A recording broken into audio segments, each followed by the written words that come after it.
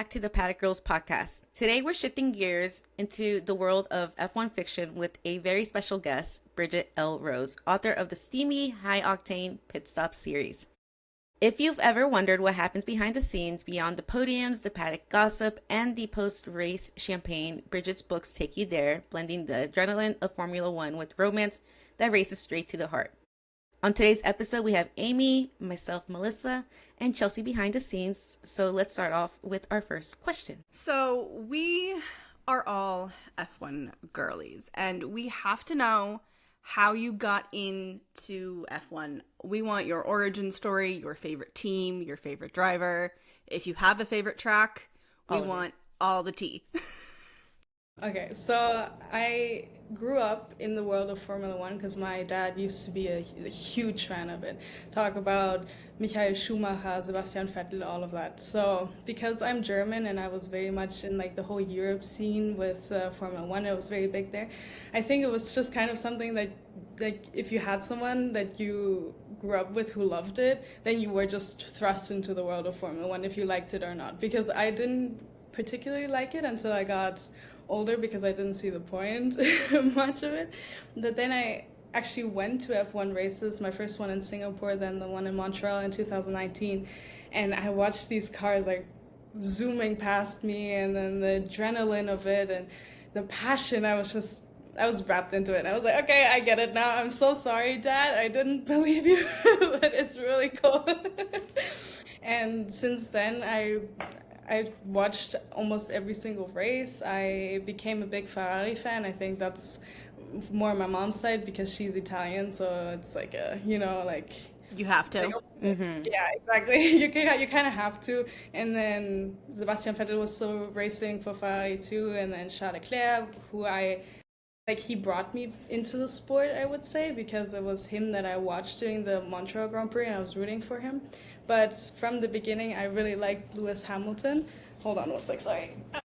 My dog is drinking, that's way too loud. Sorry. So, I don't know, I think if my answer says anything, it's very chaotic how I got into the sport, because I did like Lewis, but I didn't really like the sport as much. But then I liked Charles Leclerc and Ferrari, but now I'm a big Lando Norris fan. I even wore a shirt that showed it.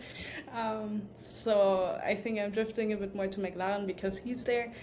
But I still really like Charles Leclerc and Lewis Hamilton, so I don't know. It's a very chaotic part of me. I think we're all a fan of a little bit of everyone on the paddocks. Yeah. I know. I always root for someone else and everything too. I'm like, I'm also a Charles fan. So if he's not doing what I want to do in the race, I root for whoever else is one of my favorites. So can totally relate. So Bridget, so aside from F1 and everything, what first drew you to writing, and when did you realize you had a story to tell? I was still living in Singapore when I started writing, and it was something that kind of just happened because I had all of these stories in my head, and I used to daydream full plots, and every day I would pick up of where I left off. And then I thought to myself, why don't I try putting that on paper, because it's actual plot lines. I'm having characters in my head that I think they're so cool. And I was a big reader too, so I was like, okay, maybe I can try. So I started with a supernatural book that just didn't work out. I think I kind of lost my passion for that. But then I started writing small town romances, and I don't know what happened there, but it called to me, and it just worked out really, really well.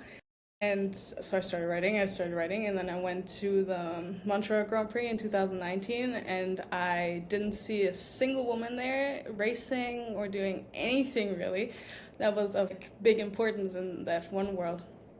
And I was so upset about it that I was like, okay, you know what? I'm going to write a book now with a woman trying to make her way into F1, because I think it's so important, and we don't have that representation in real life where a woman is actually, she makes it into F1. So that's how I went into my F1 series, and then I never got out of my F1 series. And I just wanted to write stories that actually helped me work through things, that helped maybe bring about even a little bit of a change in the world, a good one. So, yeah. Do you feel like there was a moment in your journey where you were like, this is actually happening, like a full-on, like, kind of like pinch me moment where you were just like, I have something here and it's like, I know this is going to take off? Honestly, I still haven't really had the feeling where I'm like, oh, it's taken off, I've made it, you know what I mean? Because I write mostly for the people that love my books. So to me, it's like, oh, when they like it, then I feel like I've made it somewhat, but it's not like in a broad scale, like, oh, I've made it, I'm in bookstores and all of that. So I don't know if that's the moment you're referring to, or like more like, oh, she made it, she has readers. It could be either. I Mm-hmm. feel like the people that, I mean, as somebody who read your books ages ago before you even kind of like I know you re-edited stuff. Yeah. I feel like, at least like in your comments on your Goodreads and everything, I feel like the people who like your books just like they really ride for you, which is so really just really nice to see Yeah. people just like really love an author like that. And I mean, if it was me, I feel like that would be part of my pinch me moment of just like knowing that your fan base like truly loves what you put out. Yeah, in that sense, 100%. Because when people reach out to me and they're like, the mental health rep you put into your book or the queer Mm-hmm. rep or anything makes me feel so seen. That's when I'm sitting there and crying because I'm like, oh, this is exactly what I wrote these books for, to make you feel seen. And then having that validation that, I actually did make you feel seen, you feel more comfortable in your skin because of me, you feel empowered because of me. That's like when I get really emotional. And we all love the representation. I know I do. I appreciate Yeah. that sort of representation to see because you don't see it often in any genres of book. It's really hard to find like little details like that, and they go a I long way. I feel like it's hard to find authentic Yes. representation Yeah. is more what it is. Because I Mm-hmm. feel Yeah. like I've seen it in other series, but like yours has always felt the most like real and like just honest. I'm really glad because I grew up without it, and I was so upset when I got older and I didn't see myself in any books. I didn't see a curvy woman. I didn't see a woman Mm-hmm. with mental health problems. I didn't see any of that, and I wanted to make my space a safe space for people like me. So I'm really glad that I could make you feel seen as well. Yes, we appreciate it for sure. Thank you. How do you feel like motorsports and the lifestyle that's like around it influenced your writing themes or like the characters in your book? It definitely made them more bougie, I want to say, because you can't really have F1 drivers that are not from wealth, because how Mm-hmm. do they Yeah. make it into Formula One? And I also decided to go with Monaco as the home place of a lot of my characters, or where they live now. So I feel like it's definitely more like bougie in the sense of like, oh, they have money, they can do whatever they really want. That I without Formula One and all that world, I wouldn't have written it that way. But I get a lot of comments actually from people saying like, "Oh, how can they afford the lifestyle in Monaco if they're not rich?" And I'm like, "Okay, but they do come from enough money that they can afford it. So I have to make it really realistic." And I think that's in general with F1 romances, you have to be really, really accurate to the sport, because if you're not, I think it upsets readers a lot, which I understand because you're reading these books for accuracy, I guess. And so I have to do a lot of like the high stakes, the drama, the excitement, like the drama we have right now with Verstappen and Ross. George. I want to write about that because I think it's so funny. And yeah, It's so so wild. You totally have to. You, You take some have to. inspiration from that. It's The okay. opportunity is too good. I know, right? So yeah, I'll take it into consideration for the next one.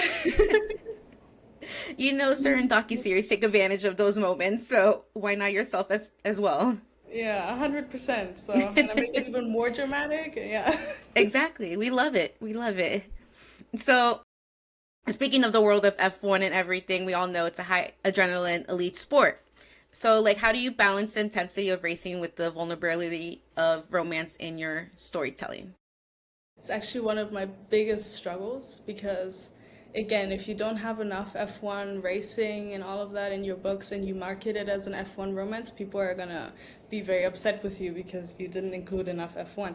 So I always struggle to find that balance between the racing and the emotions and the representation that I do put in my books, because they deserve just as much screen time, I think, as the F1 aspect. So I'm always sitting there and I'm like, okay, how many chapters do I want to have in this book? And how many chapters of that can be F1? And in a way that it's not too much and too little. So I always make it based off how long the book is going to be, to kind of see how much racing I can bring in, and or how little. And yeah, I think that balances it out, because then I also have room to play with all of the grief and love and all of that I bring in. So I think it's a good balance because I like that it's like an even balance of like the sport, but also like the character development, like all the background stuff going on. Because sometimes when it's like too much of the sport, it's like, okay, I already watched this. Give me some drama, give me some action, give me some love. exactly. How do you go about creating emotional depth in a world like F1 that's really seen as like cutthroat and like hyper masculine and just kind of almost like macho? Actually, I get a lot of criticisms about my male main characters for making them do things like crying and being very talkative about, talkative about their emotions, because I don't want to write toxic men. I really don't. It doesn't appeal to me. If I wanted to talk to a toxic man, I can, go to the real world. Exactly.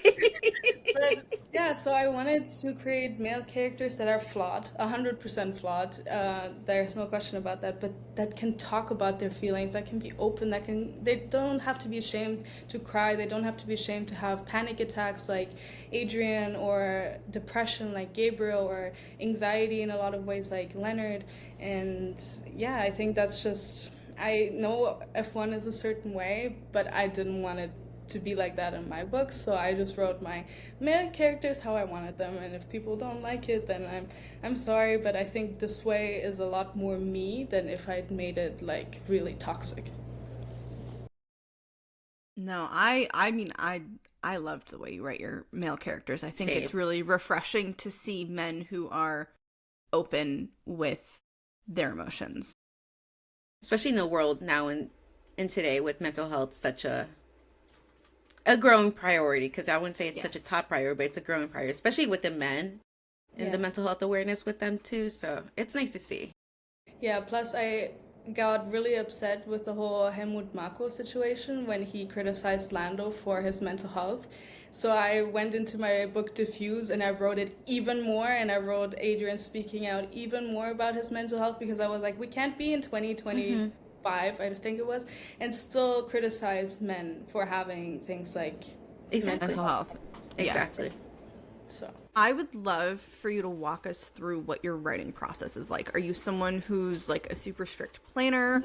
Are you like a vibes first writer? Like for us with the podcast, like we're very much so like kind of vibes based for a lot of our stuff. But I know with writing a book, it's got to be a little different. So I'd love to know, is there a balance of like planned and vibe, or is it one or the other? For me, if I have the general idea of the book, I'm going to give you the example of my most recent one that I finished, Saved by His Halo. I was struggling with that book to figure out what I wanted to say, what I wanted to write about for so long. And then I was brainstorming with my sister and I was like, what am I going to make it? What is going to be the plot line? What do I have to say? And then she was like, okay, first let's figure out the title, because if you figure out the title, you're going to figure out the plot. And I was like, I'm not so sure about that. And then we were standing there and we came up with Saved by His Halo. And then I came up with, okay, so Halo will be because he's a friend of the female main character in the Inside of a Rainbow.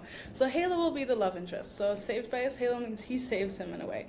But what if I do like a double meaning of that, and his actual Halo in the car also saves him?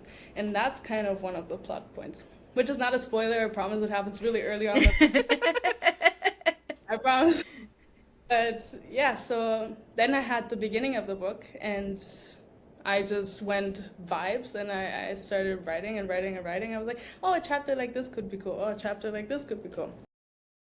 So I think mostly for me, I don't plan. I just have a general concept of the book and then I write it. Like for my new one, the Sapphic one I'm writing now, I just jotted down some notes and then I'm like, okay, I could go into it now, but I don't have any like, because I know a lot of people do characters and then they write everything about the characters, then they have every like chapter written out in notes.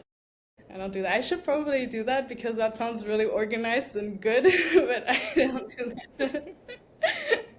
Hey, if your method works, don't It change works. it up, girl. Exactly. Fair enough. If it's not broken, don't fix it. That. Yeah.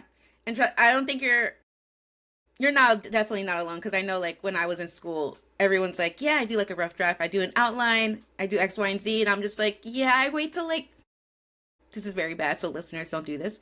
I'm a procrastinator. So like, I'm very much like the day or 2 days before, or even like the night of if it's not a long assignment. Cause it's like, if I started way ahead of time and I'm not feeling it, I feel like it's not my best work. And you probably feel the same way too, where it's like, you sometimes you have to step away from stuff and then come back to it with a fresh mind, a little bit of a break. So keep doing what you're doing. Essentially, it's working. We love it.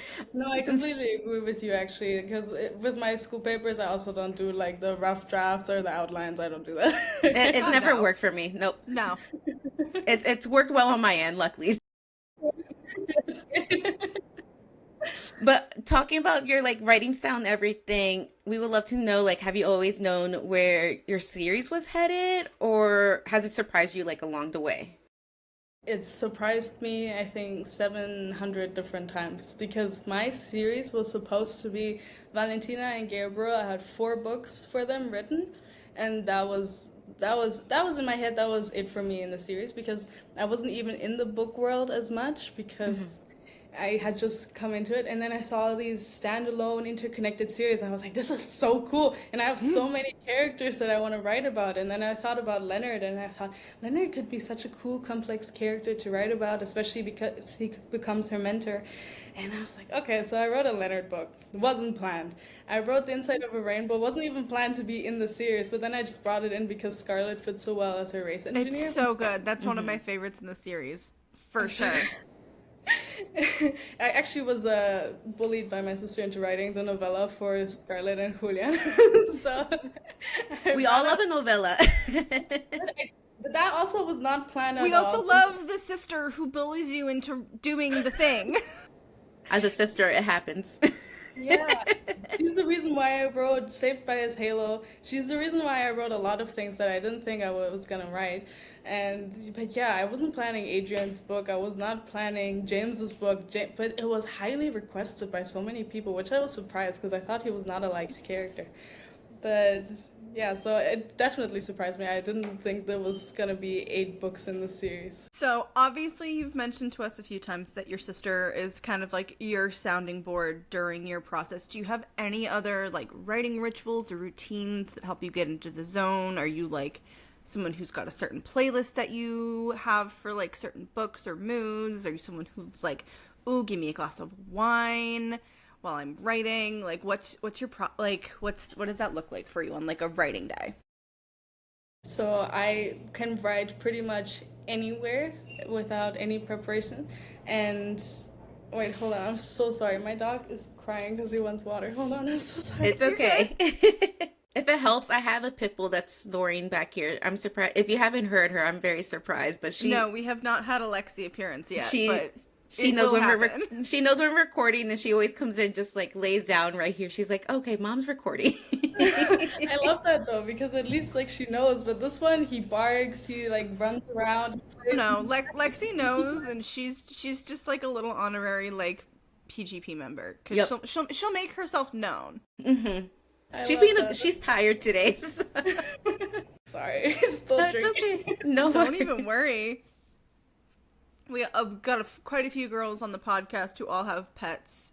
We've had cat appearances before. We have quite a few cats that make their appearances.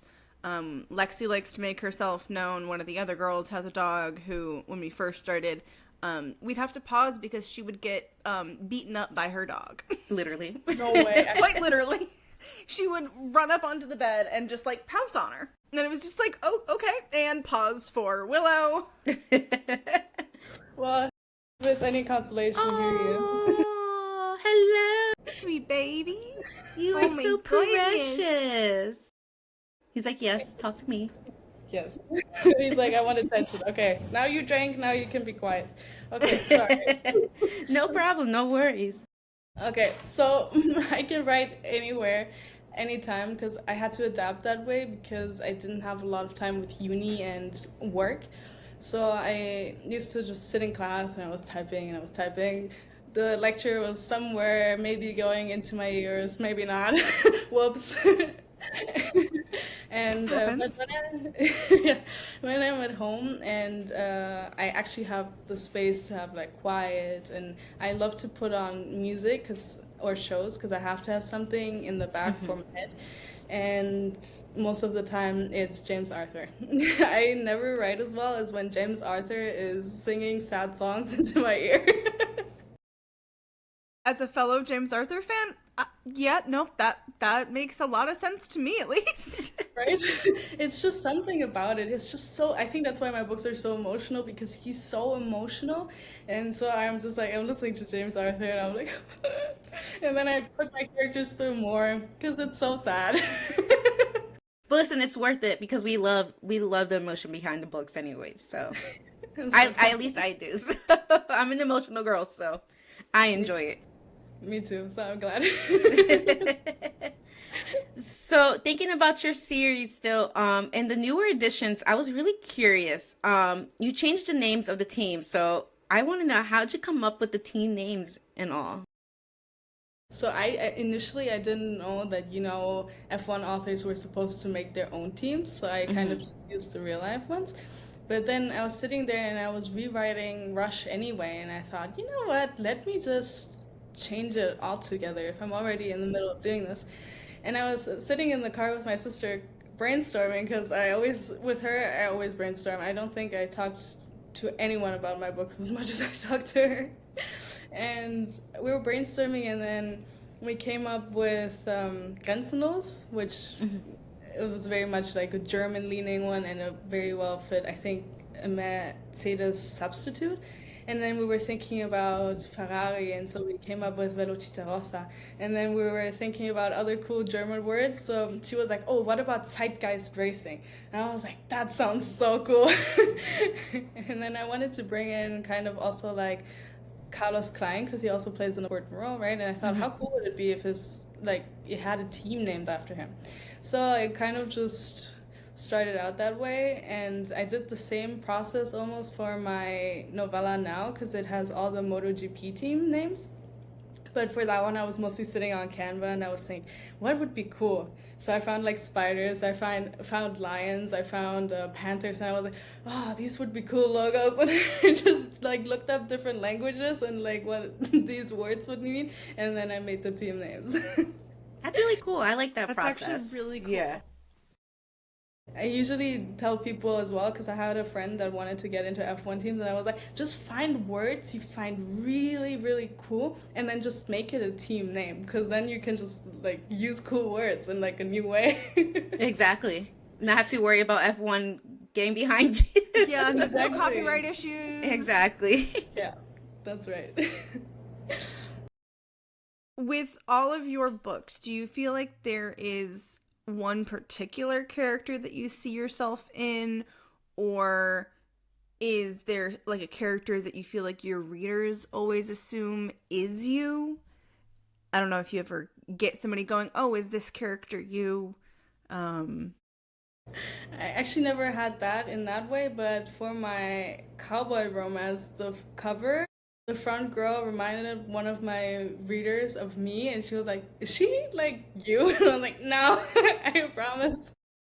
But She yeah, might boy. look like me, but she's not, I promise. Yeah, I hadn't even made the connection until she pointed that out. So I think, though, the person that I always think that I'm most alike is Scarlett, because I was at a very vulnerable point in my life and my career when I wrote her character and her anxiety, because it was when my anxiety was really, really bad and my depression. So I wrote her, and now I always come back to her because she's just so real, and she gets dragged down a lot, and she has to constantly put effort into getting back up. And I think that's just a real raw emotion that I it made me connect with her. And also she's, she's queer, she's curvy, she's happy most of the time. And yeah, so I think definitely Scarlett.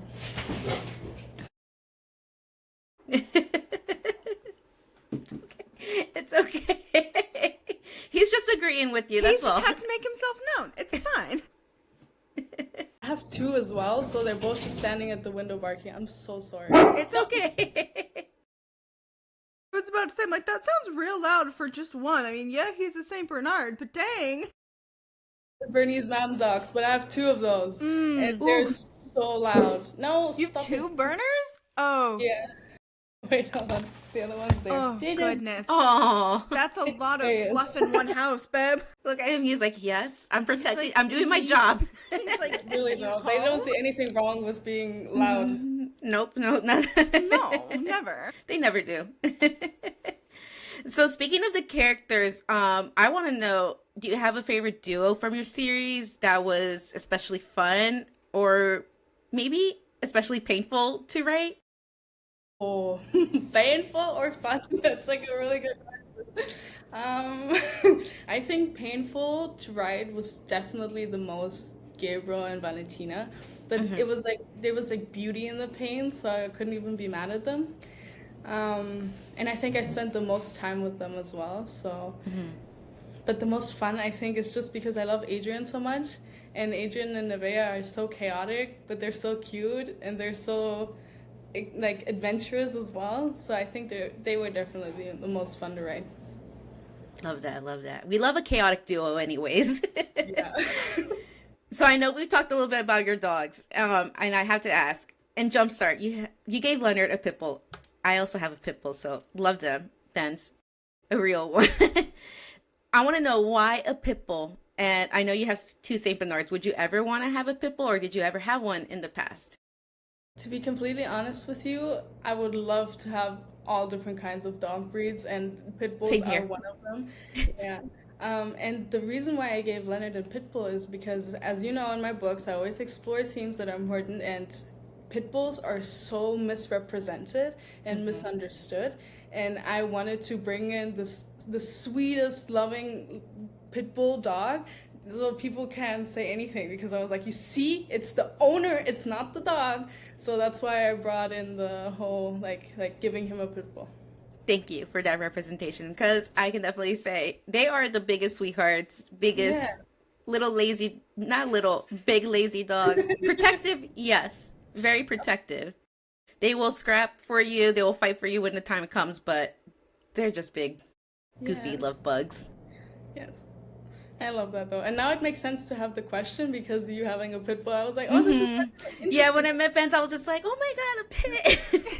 I love that. Because you never see it, because usually, like, in romance stories, they usually have, like, a lab or, like, a golden retriever or, like, something that's known to be more lovable. But, like, a pit, like you said, they're so misunderstood. And in some place where I live over here in the D.C. metropolitan area, there certain counties have them banned. I know, I think in England, they still have, like, a ban on them and everything. Because, Yeah. like you said, it's the owners, it's not the actual dog. And I've seen it firsthand where it's like we're walking and they see her and she comes off as aggressive because, again, she's very protective and everything. Very valid, as any dog should be, really. But people are always just like, is she gonna bite me? Is she? I'm like, no, just have her sniff your hand and she'll just let you pet her. I'm just like, she's just saying it's her way, her very aggressive way of saying hello. But if you give her a treat or something to eat, she's not gonna leave you alone. I feel like most pitties, because my sister had a pit for the longest time, a lot of pits are kind of, they're the definition of all bark, no bite. Yes. In a lot of cases, where it's like, they sound scary, but like, they're just gigantic cuddle bugs who think they're lap dogs. Exactly. But they're like 55 plus pounds and like definitely are the furthest thing from a lap dog. But like, in their little brain, they're like, oh no, I'm a tiny little thing. I can sit right directly on you and you'll be fine. All the weight on the world on your like worst part of your body. Yes. Yeah, I guess I like Mel very much so appreciated the pity representation because pities have my heart for forever. I'm really glad because that's why I wrote it. Ben's has my heart. Oh, so cute. I also just loved that you named him Ben's. Mm-hmm. Like, it was just like the subtlest little like, oh, here's an Easter egg that just like warmed my heart. I was like, I see what you did there. I love that too. Yes. You stuck little things in, I feel like, in all of your books where it's like, ooh, there's like kind of like an F1 reference without like naming a name. Yeah. It's just it's really nice. Mm-hmm.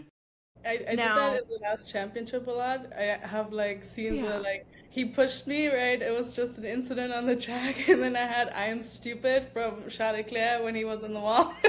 We love quoting Charles very often. Yeah. We do our quote episodes. him quite often on this. I love that. Now, you've mentioned that like you like to explore things like anxiety, depression, things of that nature inside the rainbow, in the inside of a rainbow. Let me get the title correct. You, in your kind of acknowledgement, mentioned that it was something that was personal for you. Was that a tough choice to include something quite so personal? And how did your readers respond to that? Obviously, at least for us and for myself in particular, I really appreciated that. That particular book is by far my favorite in your series because it was the most, for me, relatable. I think for me, writing about my own experience with things that are so important actually comes really easy because it's just a way for me to work through all of these things that are happening inside my head, and I can put them on paper, and then I can decide, maybe I'll share this or maybe I won't even share this because it's too personal. Most of the time I do share it though, because I think it just makes the characters a lot more real and a lot more, I think, just like giving them emotional depth that I otherwise wouldn't have achieved for them. And I find that a lot of my readers actually really appreciate that because it makes the representation so accurate to maybe how they're feeling, how a family member felt. And I did the same thing as well from Devils to Angels when I wrote about like abandonment and all of the trust issues and commitment issues. I did the same thing there as well, and it was also for me to work through what was going on in my head and in my life. So it really does come very easily for me, which I think might be a little bit strange because I know a lot of people find it a bit harder, but for me it's almost liberating to write something that I know people will need. Yeah, I like that a lot because it's just nice to, again, have that representation because then it just makes readers who are struggling with their mental health feel more, I don't want to say included, but maybe it helps them accept their own mental health and then, take the steps to get the help they need. Because at the end of the day, I'm in the mental health world professionally. Side note, like I did social work for my grad and everything. So like, I'm very much like, it's okay to not be okay. It's okay to, seek help. It's okay to have someone to talk to, whatever you need. And it's always refreshing to see that in books, especially your stories represented in such a way, especially you wrote it from such a personal space. And a lot of people can appreciate that because you're putting your heart and soul, your own experiences into your characters. So in a way, all of us can each take away a little lesson from it and, learn from it and everything. So again, I really appreciate a lot of that. So thank you. Yeah, I've also found it that readers reach out to me more because they find me more approachable knowing that I actually go through that. So they find comfort in my stories and they find comfort in knowing that they can talk to me, that there's always going to be a space where they can tell me about their anxiety or their mental health, and just know that I won't be like, oh, talk to someone else. I'll always be like, okay, I hear you and I see you and I really am so so glad that you felt seen in my books. Mm-hmm. So definitely that is also a plus about writing from my own experience. And plus, nothing's wrong with coping or reading as a coping mechanism either. I use it as a coping mechanism It's to, the to best. escape. Besides buying books, my never-ending TBR.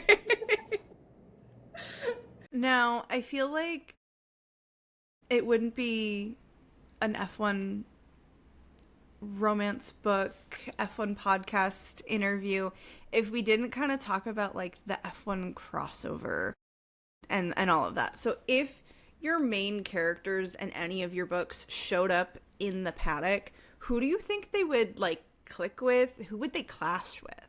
I feel like I really want to know who they'd clash with. We love dramas.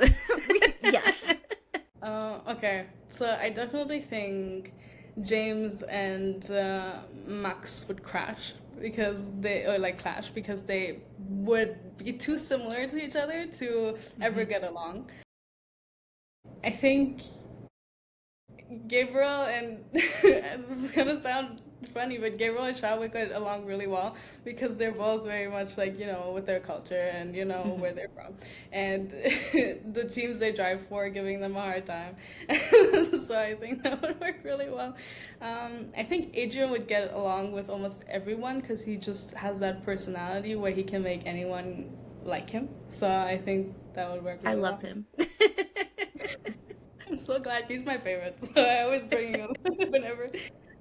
I think Valentina would not like a lot of them. I think she would like Lewis, Yes. and that would be it. Yep.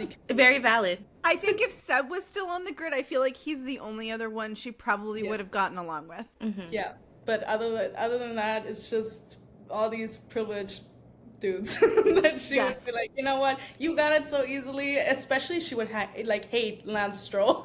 She'd be like, you just got it, John. I was just thinking that. I was like, I feel like the one person she'd butt heads with the most would be Lance because he's kind of the most, at least generationally wealthy. Yeah. Yeah. Which I feel wouldn't- like I wouldn't blame she her. would not do well with that. If yes, No. I wouldn't blame her, but Nope, same. Me neither. Yeah, I think that's pretty much it. What do you think? What do you think, though? Who do you think would get along? Ooh. It's like who can we think of? Yeah, I'm like, ooh, that's hard. Partly also because the last one of your books that I reread was The Instead of a Rainbow. So I'm like, who on an F1 grid is the MotoGP driver gonna get along with? No one. Julian hates everyone. Yeah, I'm like, he doesn't like people. Yeah. And that's something about like Leonard as well too, because like he was just very like to himself. Like Yes. I think I was like talking to Amy about it, where it's like he gave me Lewis vibes, but like not as like charismatic as Lewis. Where Yeah. Lewis is like, I mean, so it's like who would he get along with? And I'm like, I don't think anyone either, but definitely there would be someone there that tries his best. No, but I feel like with Julian wouldn't get along with anybody, but I feel like Scarlett would probably get along with, like, in some ways, like, a large portion of the grid once she got comfortable. I feel like I could so see Scarlett getting along with, like, Lewis and Charles and, like, maybe Oscar. I feel like Oscar would be Yeah. the person she'd get along with the best because he's kind of similar in the sense of, like, he's quiet, but I feel like he's somebody that, like, once he gets comfortable with somebody, he opens up, and I feel like that's very much so Scarlett in a lot of ways. So I feel like those two would click because they're just similar, but I feel like she probably wouldn't be able to handle Lando. I think she'd want to smack the crap out of Max.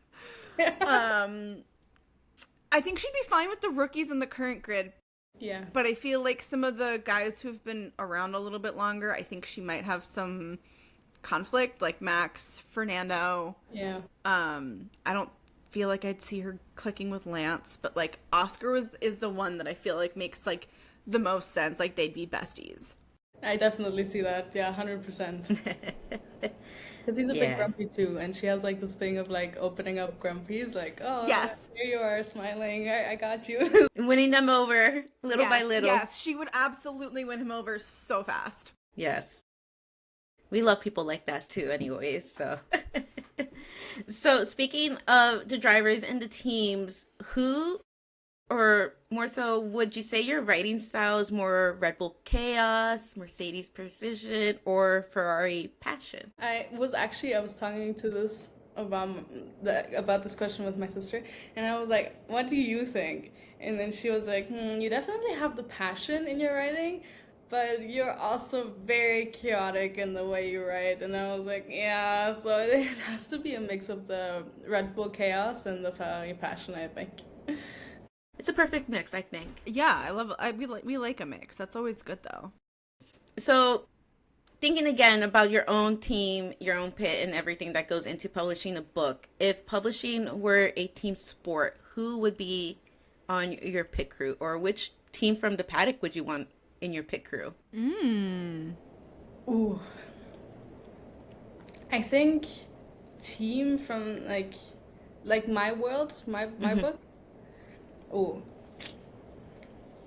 because Velocita is not as bad as Ferrari in real life, like they actually win championships, I want to say them. And Very valid. They actually win championships. I love it.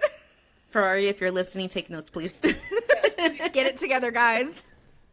like I have given you a manual. This is how you do it. You don't do pit stop mistakes and false strategies that get your drivers to P10. Anyway, sorry. Thank you. I also really like Alfa Adrenalina because they're like the sister teams, right? And they take in Valentina and just uplift her. So I want to say I would like to have them. Is it also like real life? Like Yeah, people- if real life, yeah. So definitely my sister is because she does the interior design, she does all of the publishing process like online on KDP. She does the covers, so I get cover artists and then she puts everything That's together. fantastic. And she does all of the regular edition covers, so she goes and finds stock images and then she creates different colors and different fonts and everything. So she's a huge part of it. She helps me with a lot of my writing. She edits my books with me.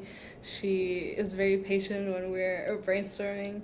And yeah, I think a huge part of my team also has to be my readers though and my friends because they're the ones that beta read and help me with plot holes or anything like that. And they're the ones that post about it, that push it, that are always in my corner. So I think definitely that as well.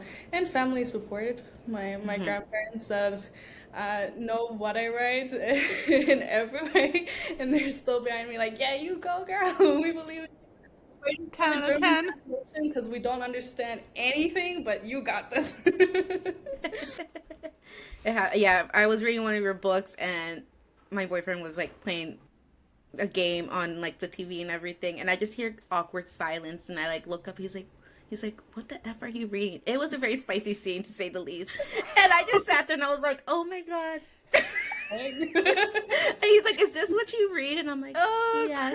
Chris. And I went to see another friend of mine that she loves her very, very spicy books. And she was telling him the plot of like one really popular book. And he just stood there and he was like, really? And I'm like, yes, this is what we read. Okay, please leave us alone. I really want to make all of the PGP men read your series. Yes. After we all after everyone has officially finished every book, I really want to see our men all reactions. read it because they're all gonna be like, what the fuck? Go with straight to the chapel because that's like a dom and sub. That will change like I like where your head's Straight at. into the deep end. Exactly. Everything that comes after that will be fine. I like where your head's at, though. You might as well start with Start with the spiciest. Start and strong. Then go Start off strong. Least. yes. Now I'm very curious. You mentioned your sister. Are you the older sister or the younger sister? I'm 4 years younger. Okay, I have a younger Okay. sister too. I'm the oldest. We're 2 years and a few months apart, so I can relate to that sister dynamic. Because when you said that she does like X, Y, and Z, I'm like that gives off like very much big sister vibes. Yeah, 100%. I'm like the creative chaos, and she's the organized. Everything has Yep. to be a certain way. Yeah. It makes sense. It makes sense. Now, I'm wondering with your pit crew and everything, from the current grid or even past, is there a certain team principal you would want on your team? I would want Toto Wolff because then I could have Susie. That part. It's that part. Yeah, Yes, exactly. yeah, Very, very valid. We love Susie. We love Susie here. yeah, I would just use Toto to get to Susie, honestly. Exactly. Be like, okay, Toto, you can be on my team, but I really want to work with Susie. Yeah, because she's gonna empower me, she's gonna uplift me, she's gonna get me there. Yeah, 100%. Yes. Yeah, we all love Susie over here. She's been doing a lot of great stuff for the sport, especially the F1 Academy and everything. I need to check out that the docuseries on Netflix too. I haven't gotten around to it, but I need to very, very soon. So again, still thinking about the paddock and everything like that. Is there a certain F1 driver or team you think would make the perfect protagonist in a romance or a thriller? I think honestly, Oscar would make a really good romance I can see that. protagonist, I think, because he's the like quiet, shy, introverted almost character. And I was even debating about writing like in my next gen Pitstop series like a character that gives off his vibes, because I think he's so complex, because you, like you said earlier, he very much, when he gets comfortable with you, he laughs and he tries to engage in conversation, but he's kind of still a little bit of an outsider. I saw that during the Monaco Grand Prix in the cool down room. I think it was Charles and Lando talking, and he was like trying to contribute to the conversation, but they were chatting with each other, and I was like, oh no, the poor baby, please include him in the conversation. He's like that awkward kid that like wants to be engaged but doesn't know how well how he can I love Oscar, so like I totally get in, like his like Iceman, like I call him the mini Iceman now, but like his composure, like especially when he wins, it's just like, okay, cool, thanks, next. Yes. Like I don't get it. Yeah. If I was winning, I would be there like, yeah, I got it. Exactly. Another Exactly. trophy. I'm just like, whatever you do, my man, I need to know, because I want to know how to say that cool and composed and big moments in my life like that. I agree. Yeah. Now, I know I had originally had a question for question 19, but I'm going to hold that for a little later in our episode. So we're going to kind of just keep rolling. For people who have listened to our podcast for a while, they know that we love to do predictions for our race recaps. It's like a hallmark of our episodes. We always like to predict the upcoming race. So we would love to hear your prediction for who you think is going to finish on the podium for Canada. If you want to be a little spicy, you can check in some DNFs if you want to also predict any of that. If you want. The more chaotic, the Leave better. that up to you. I have predicted DNFs. I have predicted do not starts. Oh, you got options, girl. So have some fun. Okay, I'm gonna be very selfish because I am attending the Canadian Grand Prix this year, so I want Lando to win. So I'm gonna say Lando. And then I feel like Lewis is gonna surprise us a little bit, but maybe that's just because in 2019 when I went, he won. So now I kind of want to be like, oh, maybe this The year good luck charm. Yes. I'll be the good luck charm, and he'll come second. And then I think Max is gonna be third. But then it feels wrong to put Oscar not in the podium because he's been doing so well, and he's like leading the championship right now. But I'm still gonna give him fourth, so put him in fourth. Okay. Still some good points. Yeah. Still do some points all. And then just because of the whole drama going on with George, I'm gonna give him a DNF. Mercedes has been having some problems these past few races. Oh. Yeah. I feel so bad for Kimmy. I feel so bad for Kimmy. It's sad. I feel bad saying it. I don't feel bad for George. I feel bad for Kimmy. I mean, he is a rookie, so. And George is a drama queen, so George is George. yeah, it's a little bit harder to feel bad for him when he does like the whole thing with Max. No, I get it. We always get conflicting results on who we all predict, but that's kind of like why we love to do it so much. Yeah. Just because some people go based off of vibes. I normally pull out like a little pendulum that I have and like we'll do that. I think last That's time I so used my tarot cool. cards just for like for fun, because I'm just like, let's see what kind of chaos I can come up with. I love that. So did you Yeah. already do like a prediction for the Canadian one or this one not yet? Yes, Yes. we did already do our predictions. I'm trying to remember who I even predicted. I know Yeah. I think, yeah, I probably mentioned it. So I'm a Ferrari fan, mainly a Charles fan, but my boyfriend, he is a diehard Lewis fan. So he's Love that. when Lewis joined Ferrari, I was like, welcome to the to FOSA. He's like, Lewis is not joining Ferrari. Ferrari is joining Lewis.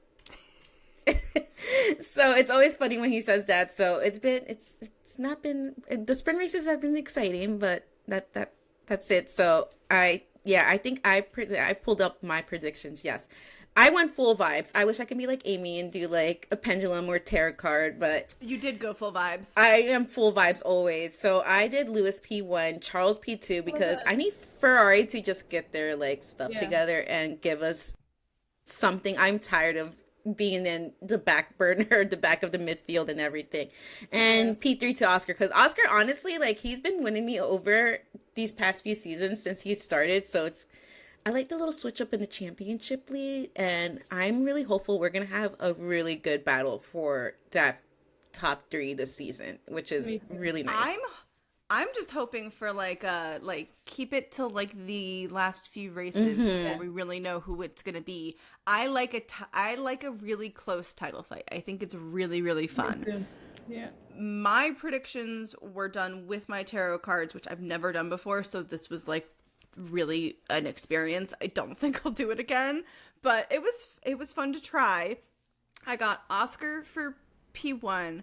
I got Isaac Hajar for P2, which had me literally screaming. We love because Isaac.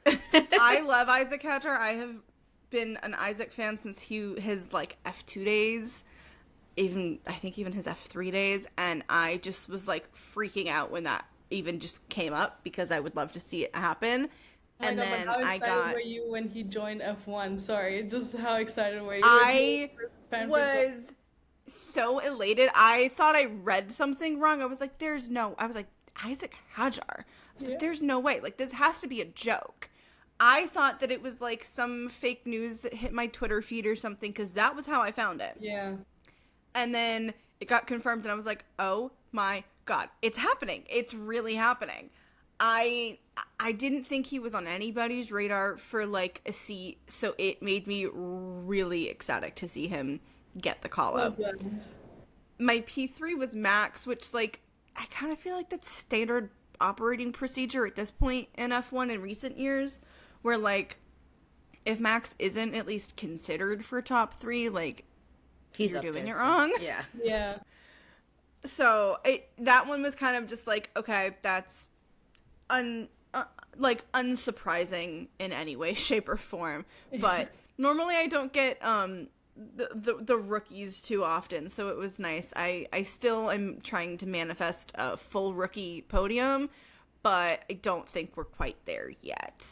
I think the Maybe top- later in the season, but I still think that we'd have to have quite a few other drivers either take each other out or not be able to like finish. We were in some close way, with shape, or Kimmy form. for that one sprint race, which was so exciting to see. Yeah. Yeah, no, I want a full rookie like podium for like a race win, not a sprint. I want to see a bunch of rookies and I'm not talking like Fernando, like how we always joke that like Fernando Alonso No, is a actual chronic rookies. Like I want real rookies. So I want to know, Bridget, speaking of the rookies, is there any rookie in particular this season that has surprised you or a certain one or certain ones that you're rooting for this season? I think the two that I watch the most is Kimmy and Isaac. Okay, 'Cause I same think- here. Same. I went into this like I don't really know much about the rookies, to be honest, so I was like, but then I really liked Isaac and how like even the whole thing where he crashed and then he was so sad and was just so real, and I was like, I felt so bad for him because he really did want to do so well, and then that whole moment with Lewis's dad, and it was just like so like hit me in heartwarming, the and I was like, feels. okay. Yeah, I really like Isaac now. And then Kimmy, I think it's just because of the whole like Lego racing. Oh my God, the Lego racing was hilarious. And The then most those, like, ingenious thing Yeah. they've ever come up with. Way better than I the agree. actual race. Literally.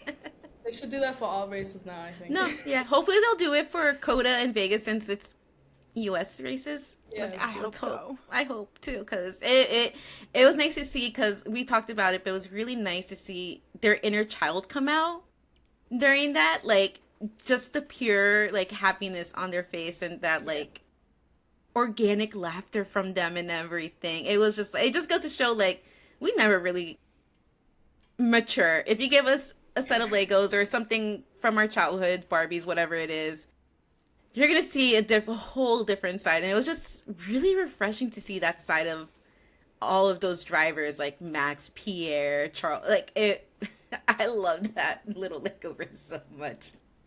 Me too. I think It it's was also really great. because they're so like stuck in like the same routine over and over that when you get something new, they were so ecstatic about it that they just they just like kind of like went with it. Exactly, yeah. Oh, yeah. Because the driver's parade is usually like that little like trolley style bus, and they're just all like talking to. Standing there waving. Yeah, and you see Isaac, of course, like next to Lewis, because Isaac is a really, and I love their like dynamic too between the two of them. But yeah, they're just like standing, like talking, and I don't know. Sometimes like you'll see like one driver kind of like to themselves. I'm like, no, I like when like they're all together, like in some way, some form. So it was, probably one of my top moments so far this season. 100%. Even I think I Yes. like the moment where it was like people were making the joke of like Mother Max because all the rookies were Yes. following after him like little ducklings. Yes. I love Yes. that so much. Yes. Yes. Like who knew he would take on that motherly role so easily? I didn't have it on my bingo card, that's No. for sure. Me neither. I really, I expected like Fernando Alonso or like Lewis Hamilton to pull like I'm gonna be grid dad, Yeah. and I did not expect Max to be like I'm gonna be the grid dad. Thank you Yeah. very much. 100%. That definitely was not something. Dad off the grid and on the grid for sure. I love it. Absolutely iconic. I feel like the only other F1 related question I feel like we have to ask is, of all of the F1 tracks that either were on the calendar or are currently on the calendar, is there a race that's no longer on the calendar that you would want to bring back? And is there a race on the calendar that you'd want to just say goodbye to? Oh, say goodbye to.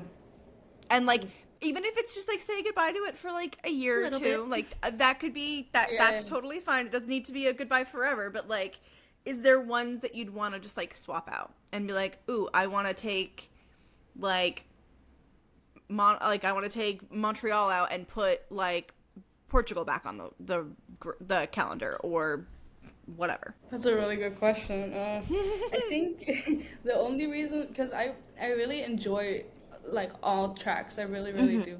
I think if anything, I would just want to switch out the tracks that become dangerous to the drivers. Okay. So, Like but in that Japan. case, yeah, like even Brazil really scared me last year. Yes. Oh my God. Yeah. Rain, because it was just too much rain, and then they were so unorganized in doing red flags and everything. So I think it really depends on the weather situation. I think it was even, what was it, Qatar, when it was so hot that the Yes. drivers were passing out. Yeah. So in moments like this, I even wrote a whole chapter in my book about it, criticizing that they didn't put it at a different time of year. But it's not the track, it's just the track conditions. So I think I would just say swap out the dangerous ones and then give us something more relaxing. Because Okay. as interesting as the drama is, I'm really always so scared because of what happened in the It's a past. safety. Yeah. Yeah. I always get a little on edge where I'm just like, okay, are you gonna call it now? Like, I very much so think that Brazil last year Should have been. it should have been called way earlier. They shouldn't have completed the race. I mean, I still very vividly have memory of Ollie Bierman's radio message where he literally said, "I don't want to die right now." Yeah. Or that Like, one I'm trying race. I'm trying not to. Yeah, I remember he said something. And there's like that one, Suzuka, not this past year, but when they used to have it later in the year where Pierre got into that accident, it was like a close. Yeah. It's very scary. And Yeah. like, luckily they moved it up earlier because they had it during like monsoon season, which is like there's super rainy Yeah. time of the year. So it's like they really need to take into account certain. Weather. Yeah. Yeah, exactly. Very, very valid. Yeah. Well, we do have one final question. It's kind of, I guess some people might consider this a slightly loaded question, but what is next for Bridget L. Rose? How can our listeners stay connected to you? Give us everything. So what's next for me is actually my tennis romance. That is the next one that I'm bringing out. I'll Ooh. follow through in faking. I'm really excited about that because it's like enemies to lovers and fake dating, but like they. Love that. Classic. That's my But favorite. let me tell you, enemies to lovers, but she hates him. And when he finds Ooh. out the reason why she hates him, he's like, "Oh, I have no valid reason to hate her in return." And then he does everything to make it up to her. He basically worships the ground that she walks on. So Bridget, he we need the book. We need the book now. We need the book. I love that type of trope. right? Oh my God, it's so I good need the because book. I will bump that up on my like never-ending TBR and just read. I mean, if you want an arc, anyway, I'll give you one. But yeah, it's just 220 pages, I think, of just pure yearning because he's like, I don't like her, but even when he doesn't like her, he likes her. Oh So, yeah, no, that's like right up Amy and I's like alley right there, like the We yearning. love men who yearn. Yes, yes. and then she has like a little line that's like, he says, I want something along the lines, I want you, and she's like, you've almost earned me, and he's like, Oof. I love. I'm ready for another scandalous read for my boyfriend to be like, "What are you reading?" But you know what? It's the least smutty one I have. So maybe you'll convince him to read with that one because it's not Yeah. as I'll just as read it to him and just be like, "You're gonna sit down and just listen You're to just this." Story time. exactly. Yeah, so that's next, and then I am still gonna bring out Saved by His Halo. Okay. I think more So towards the end excited. of the year. I'm so excited. It's my first MM. Very excited. I was really scared to write it, but I finished it in a month. So if that tells you anything about how passionate I was with that one. I'm writing a sapphic one now that I'm so excited about. It's my first one, and I've been wanting to write it for like 2 years now. But I finally found characters that combine two of my worlds. So Ooh. I'm really excited to Oh, write I'm this. so excited.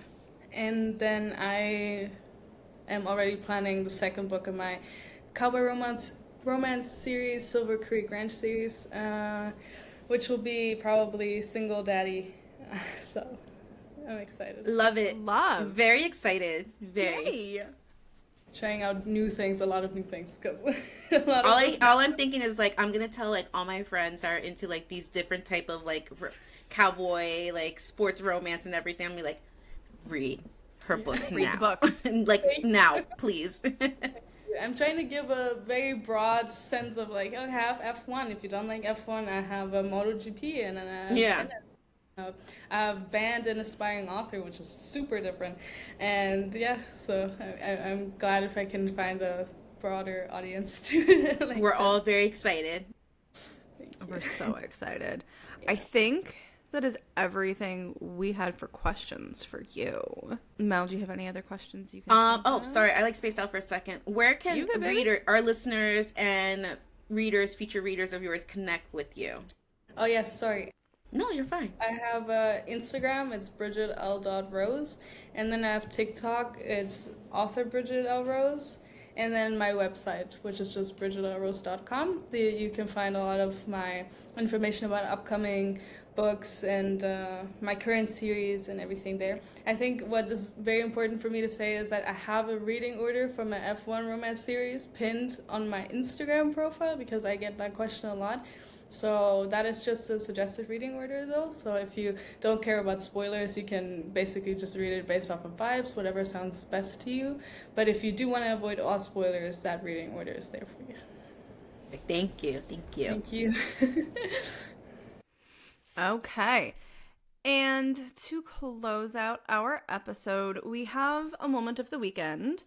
moment of the week, moment of the month. Take your pick. For me, I'm going to call this moment of the month, honestly. Same here. And that is the fact that this is our first ever author interview. So thank you, Bridget, for being our first ever author interview. Appreciate it so much.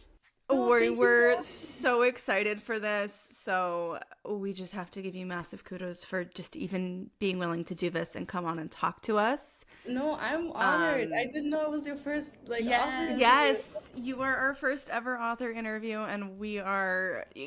Honestly, I don't think we could have picked a better author to have as our first interview. We've all been excited, leading up to this moment. I'm truly so grateful. When you messaged me and you were like, "Oh, do you want to be on it?" I was like, "Yes, please, please. I would love that so much." I did that on such a whim, and I was like, "She's not even gonna see this. She's not gonna acknowledge this. Like, there's no way." And then you immediately responded back, and I was like, "And I'm gonna go scream in a corner now." Yes, we were all screaming when Amy had told us that you were willing to be interviewed by us, and I was just like, "Oh my god!" I was just like, "I got it." Again, I have a never-ending TBR, so I was just like, I gotta go read her books now. So I was just like... I think everybody went and bump up the list. Yeah, literally, I was just like, I'm gonna just... I was, reading The Hunger Games, a reread before I read, the two recent ones, and I was just like, I'm putting those to the side. Let me go read her books now. I'm honored, thank you. But honestly, I think your reaction was exactly my reaction. I was like, oh my gosh! I was, screaming. I was like, oh my gosh! No, but thank you so much. I'm truly so honored. Even that you read my books too, to prepare for this, and you have so much knowledge, so thank you. We have to do our due diligence. I don't think any of us would have been able to do this without having read at least some of your books. Yeah, honestly. Exactly. I've actually had people interview me without knowing too much about them, so that's why I really appreciate that. Interesting. Yeah, so because I had someone else that I did a podcast interview with. She's read all my books. She has so much knowledge, and that was the first time that anyone really, except for my friend, really interviewed me with so much knowledge. And I was sitting there, I was like, oh my gosh, you know everything I threw at her. She was like, oh yeah, this and that. I was like, oh. So I really appreciate that, actually, that you also knew so much. Of course. I do also want to remind all of our listeners to make sure that you go check out our social media. We will be dropping a special kind of Q&A when the episode airs. We want to know anybody who has read Bridget's series, even if you haven't, let us know who you think should be cast for a screen adaptation version of her series. Who do you think should be cast as the lead driver? Who should be your love interest? You can do the whole series and give us a whole list of names. If there's a book in particular that you really, really liked and you're like, I just want to give you the answers for that particular book, let us know the book title and who you think your dream fan cast would be. And we will also be making sure that Bridget gets those fan cast names, because who doesn't want to know who we are all envisioning for these characters? Exactly. But keep an eye on our social. We'll also be tagging Bridget, so you can make sure you go follow her. But yeah, that's actually going to be so fun. We can send it to all of the TV series producers and Amazon, HBO. We have a list now, so if you want to adopt my books. Apple TV, since they're doing the F1 movie, maybe they can do a series, Yeah, could you imagine? That'd be so cool. And you know what? Women empowering. Let's go. Exactly. That. But thank you so much. I love that. No, thank you. Thank you. And that's a wrap on today's episode of the Paddock Girls podcast. Huge thanks to the incredible Bridget L. Rose for joining us and giving us all the behind-the-scenes details. We absolutely loved getting to dive into the world of the Pitstop series she's created, full of fast cars and even faster hearts. Make sure you drop her a follow. Most platforms, she is bridgetl.rose. If you loved this episode, don't forget to rate, review, and subscribe so you never miss a moment in the paddock. And buckle up, because our next episode is taking you straight to Montreal. We will be recapping all of the action at the Canadian Grand Prix, so expect drama, strategy, and maybe even a little chaos Canadian style. Thanks for joining us. We'll see you in the paddock. Bye. Bye.